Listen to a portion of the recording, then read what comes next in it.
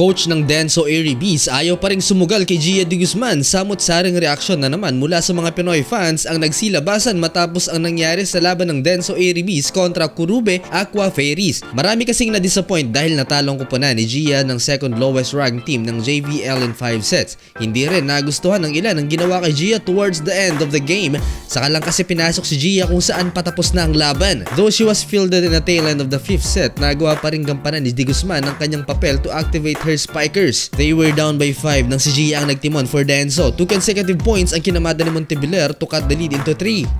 Kay Rosa Maria halos napunta ang bola, pero bigo rin itong na-convert ng Brazilian into points. Sunod na sinubukan ni De Guzman ang dalawa niyang middle blockers. Nakapag-connect rin naman si Gia sa kanyang mga blockers after 2 successful quick attacks. Una dyan ay mula kay Mami Yokota, followed by another quick attack with Yokoyama.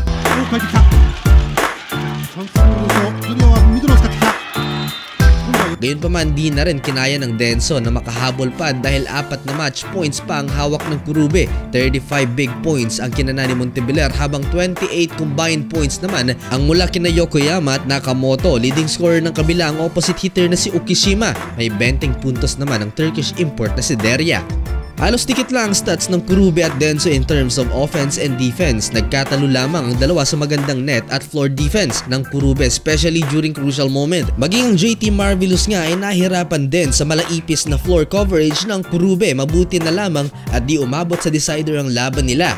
Baba sa ika-6 na pwesto ang Denso Airy Bees with 7-8 winless record. Ang rank number 3-6 teams ang aabante sa quarterfinals kaya't kailangang maipanalo ng Denso ang kanilang remaining games. JT Marvelous pa rin ang nasa tuktok ng standings. Ang top 2 teams after ng regular round ay automatically pasok na sa semifinals.